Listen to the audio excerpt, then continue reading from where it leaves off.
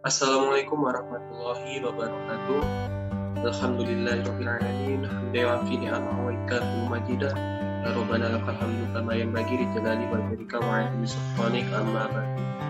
Yang terhormat Bapak Dr. Haji Ahmad Muhyiddin Zuhri selaku dosen pengampu psikologi perkembangan dan teman-teman yang saya banggakan, di sini kami akan menjelaskan mengenai pertumbuhan dan perkembangan fisik. Sebelumnya, perkenalkan kelompok kami terdiri dari saya, Yunus Al-Binasya, dan teman saya, Yazid Al-Basto. Di dalam pembahasan kali ini kita mengambil 4 poin. Poin pertama, pengertian pertumbuhan dan perkembangan fisik. Poin kedua, faktor-faktor pertumbuhan dan perkembangan fisik. Poin ketiga, ciri-ciri pertumbuhan dan perkembangan fisik. Poin keempat, fase-fase pertumbuhan dan perkembangan fisik. Dalam pengertian pertumbuhan dan perkembangan fisik, pertumbuhan adalah suatu proses fisiologis yang bersifat progresif dan kontinu dan berlangsung dalam periode tertentu. Perubahan itu bersifat kuantitatif dan berkisar hanya pada aspek-aspek fisik individu. Pertumbuhan fisik adalah perubahan-perubahan yang terjadi dan merupakan gejala primer dalam pertumbuhan. Perubahan-perubahan ini meliputi perubahan ukuran tubuh, perubahan proporsi tubuh, munculnya ciri-ciri kelamin yang utama atau primer, dan ciri kelamin kedua atau sekunder. Oleh sebab itu, secara terminologi, sebenarnya tanpa ada tambahan kata fisik pun, hanya dengan istilah pertumbuhan saja sudah bermakna perubahan pada aspek-aspek fisiologis. Pengertian perkembangan dan pertumbuhan fisik selanjutnya yaitu perkembangan fisik. Perkembangan fisik adalah suatu perubahan yang terjadi pada fisik manusia, dialami pada anak usia dasar, meliputi pertumbuhan tinggi dan berat badan, perubahan proporsi atau perbandingan antar bagian tubuh yang membentuk postur tubuh, pertumbuhan tulang, gigi, otot, dan lemak. Di sini dibagi menjadi dua. Yang pertama, perkembangan anatomis. Meliputi perkembangan anatomis ditunjukkan dengan adanya perubahan kuantitatif pada struktur tulang belulang, indeks tinggi dan berat badan, proporsi tinggi kepala, dan tinggi garis keajekan badan secara keseluruhan. Poin yang kedua, perkembangan fisiologis, yaitu perkembangan fisiologis ditandai dengan adanya perubahan secara kualitatif dan fungsional dari sistem-sistem kerja hayati sebagai kontraksi otot, peredaran darah, dan pernapasan, persyarafan, serta sekresi kelenjar. Kemudian faktor yang mempengaruhi pertumbuhan dan perkembangan manusia. Yang pertama, keturunan. Setiap manusia diwarisi genetik dari orang tuanya. Ini menjadi faktor alami yang memiliki pengaruh besar bagi tumbuh kembang manusia. Ciri fisik seperti tinggi, berat, struktur tubuh, warna mata, tekstur rambut, kecerdasan, dan bakat umumnya dibawa oleh gen. Beberapa penyakit juga bisa jadi diturunkan dari orang tua. Yang kedua, jenis kelamin. Faktor yang mempengaruhi perkembangan dan pertumbuhan manusia berikutnya adalah jenis kelamin.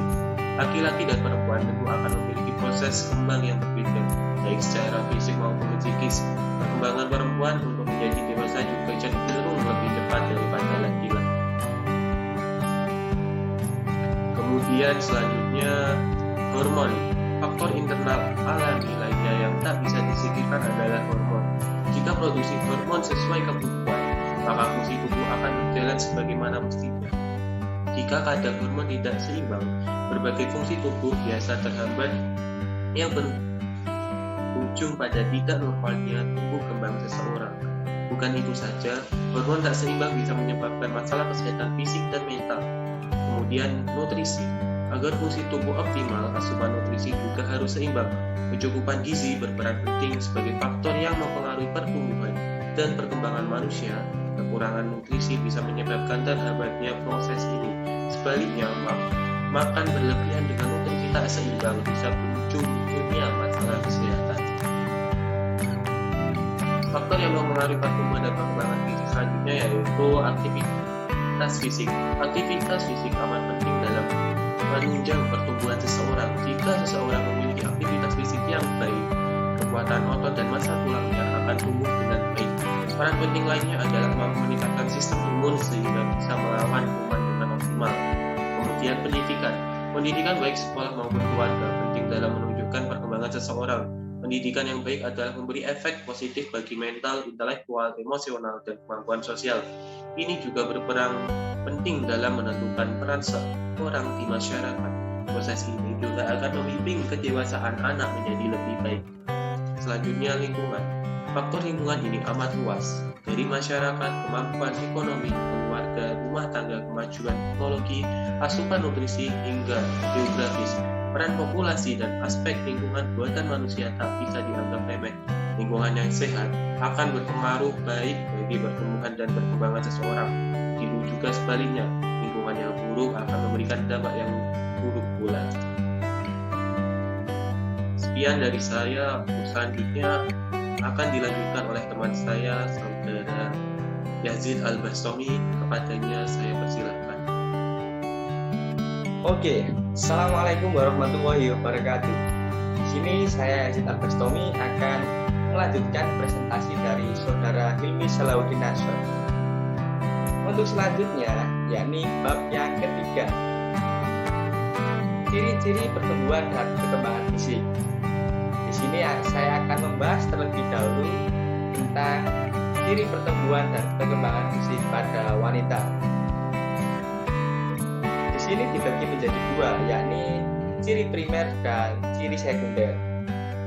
Ciri primer pada wanita diantaranya adalah yang pertama, menstruasi. Yang kedua, sudah menghasilkan sel telur atau ovum. Yang ketiga, ovulasi pada sel telur atau ovum. Yang keempat, menghasilkan hormon estrogen dan hormon progesteron. Yang kelima, sel telur yang dihasilkan membawa kromosom XX. Kemudian, ciri sekunder pada wanita. Yang pertama, payudara membesar. Yang kedua, kulit menjadi halus. Yang ketiga, suara lebih nyaring. Yang keempat, pinggul melebar. Dan yang kelima, tumbuh rambut di sekitar kemaluan dan ketiak. Kemudian, ciri pertumbuhan dan perkembangan fisik pada pria. Sama seperti wanita, di sini juga ada ciri primer dan ciri sekunder. Untuk ciri primer pada pria, yang pertama adalah terjadinya mimpi basah. Yang kedua, sudah menghasilkan sperma. Yang ketiga, menghasilkan hormon testosteron, spermatozoa, dan androgen. Dan yang keempat, yakni sel sperma yang dihasilkan membawa kromosom XY. Kemudian ciri sekunder pada pria. Yang pertama, suara yang berat. Yang kedua, kulit lebih kasar. Yang ketiga, dada membidang. Dan yang keempat, tumbuh rambut di kemaluan dan ketiak. Selanjutnya yakni pembahasan keempat, fase-fase pertumbuhan dan perkembangan fisik. Yang pertama yakni fase bayi. Saat seorang bayi dilahirkan, umumnya memiliki organ dan sistem organ sebagaimana dengan orang dewasa. Tetapi organ-organ tersebut masih belum matang. Misalnya ada kaki dan tangan tetapi belum bisa berjalan dan memegang dengan baik. Seiring bertambahnya usia, organ-organ pada bayi juga akan berkembang. Misalnya, pada usia 3 bulan, bayi sudah bisa berguling. Pada usia 6 bulan, sudah bisa duduk. Pada usia 8-12 bulan, bayi sudah bisa merangkak dan berdiri. Pada usia 12-18 bulan, sudah bisa berjalan sendiri. Lalu pada usia 2-5 tahun akan mengalami berpikir, bersikap, dan meniru orang lain. Kemudian yang kedua yakni fase anak-anak. Pada masa anak-anak awal, pertumbuhan fisiknya tidak secepat masa bayi atau sebelumnya. Tetapi masih ada banyak kemampuan fisik yang makin berkembang baik pada masa ini, terutama dari segi kualitasnya. Masa anak-anak berlangsung sekitar usia 6-12 tahun yang kemudian dikenal dengan masa sekolah. Dalam masa ini, anak-anak akan dikenalkan dengan belajar, karena pada dasarnya manusia adalah makhluk yang sedang berkembang dan memerlukan pendidikan. Anak-anak mulai masuk ke dunia pendidikan dimulai dari TK sampai SD, di mana dia senang bermain, bergerak, bekerja kelompok, dan senang mencoba hal yang baru. Kemudian ada fase remaja. Fase ini sering disebut dengan masa pubertas, yaitu masa organ-organ reproduksi mencapai kematangan yang biasanya dimulai dari umur 9 sampai 14 tahun dan berakhir pada umur 20 tahun yang biasanya ditandai dengan berakhirnya pertumbuhan tinggi badan. Pada masa ini terjadi perubahan fisik dan psikologis yang sangat cepat. Masa ini merupakan masa transisi dari anak-anak menjadi dewasa. Anak perempuan lebih cepat mengalami masa puber daripada anak laki-laki. Dari masa pubertas ini, anak laki-laki ditandai dengan mimpi basah, dan anak perempuan ditandai dengan awal haid atau biasa disebut dengan menstruasi. Kemudian yakni fase dewasa. Pada fase ini pertumbuhan tubuh manusia mencapai ukuran maksimal.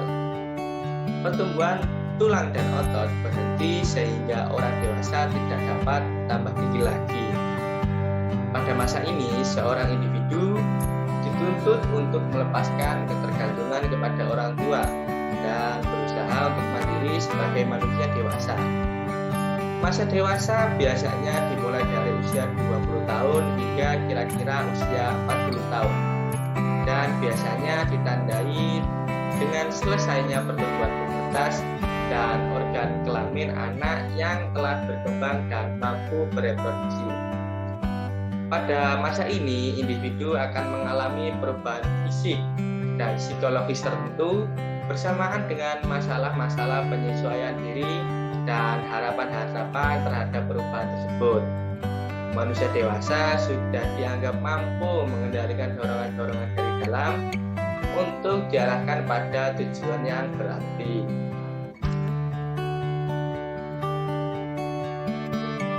Dan yang terakhir yakni fase lanjut usia atau biasa kita kenal dengan fase lansia. Pada fase lanjut usia ini merupakan masa perkembangan terakhir manusia. Fase ini berkisar pada usia 60 tahun ke atas. Pada fase ini kemampuan tubuh seseorang mulai berkurang karena adanya penurunan kerja sel-sel tubuh. Tulang dan otot mulai melemah, kulit mulai keriput, dan rambut mulai rontok. Wanita lanjut usia mengalami menopause, yaitu berhentinya siklus menstruasi. Kecenderungan juga semakin bergantung pada orang lain, baik fisik maupun ekonominya. Pada masa lansia mungkin di sini bukan masa perkembangan lagi, namun bisa disebut dengan masa penurunan. Karena pada masa ini seorang lansia mulai lambat dalam melakukan segala hal. Pada saat itu tubuh semakin rentan dan kemampuan beraktivitas akan menurun, serta banyak sistem saraf yang sudah tidak berfungsi.